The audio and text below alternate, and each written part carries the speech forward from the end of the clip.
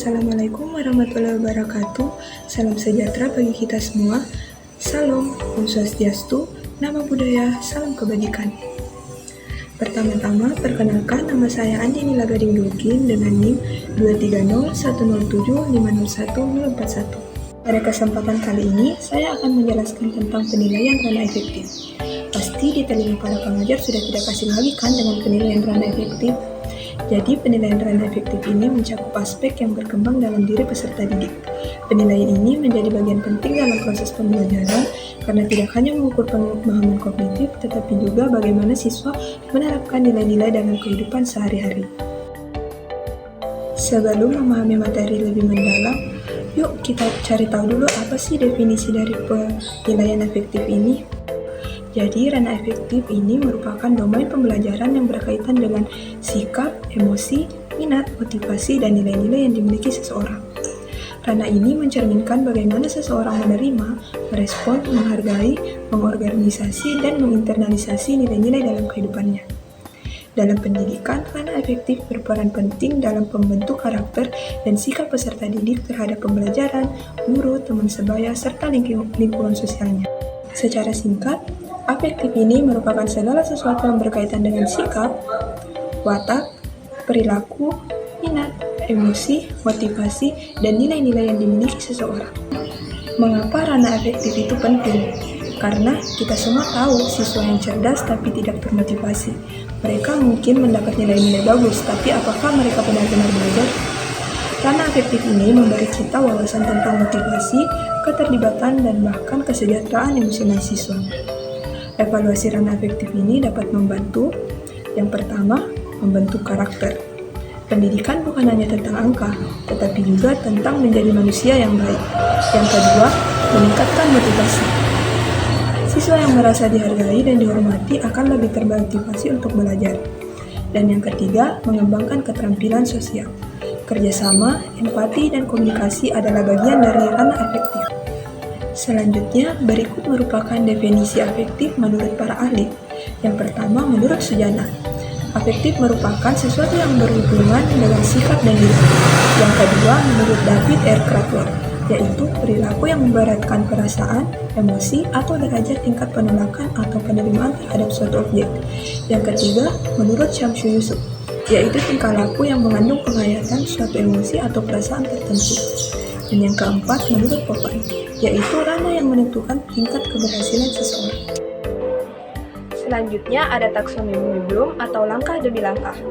Taksonomi Bloom ini terbagi menjadi 5 tingkatan. Anggap saja ini menjadi tangga menuju karakter yang kuat. Yang pertama ada penerimaan atau receiving.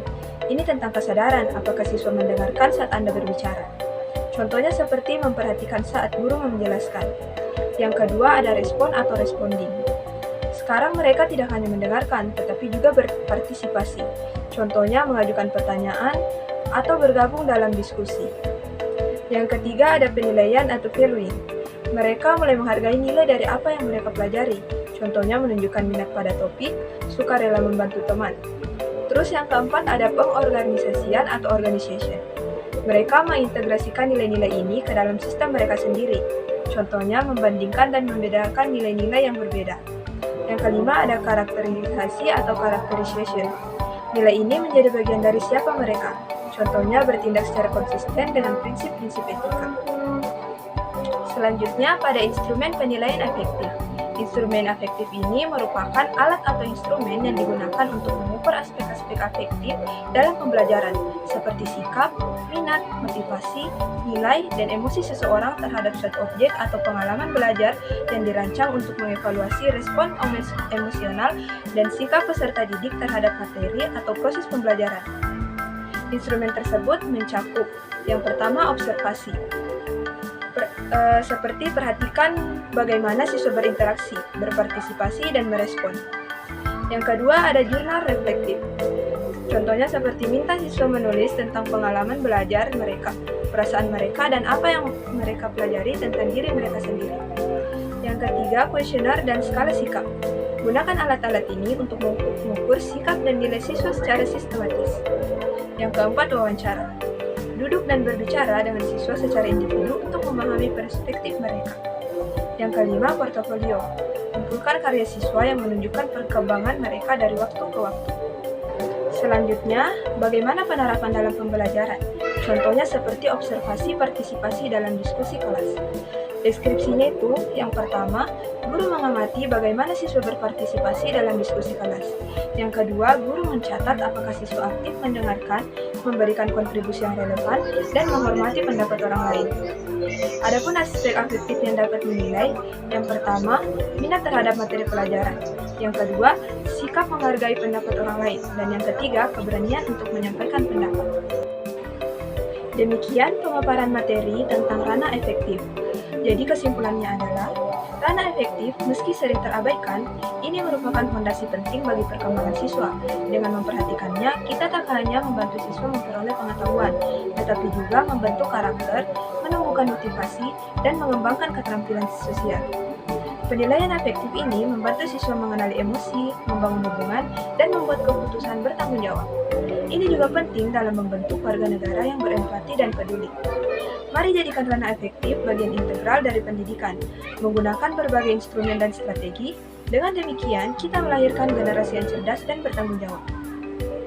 Demikian penjelasan saya mengenai penilaian ranah efektif dalam pembelajaran. Semoga materi ini dapat menambah pemahaman dan membantu dalam menerapkan penilaian sikap, nilai, dan karakter peserta didik dengan lebih baik. Terima kasih sudah menyimak, lebih dan kurangnya mohon dimaafkan. Sampai jumpa, wassalamualaikum warahmatullahi wabarakatuh.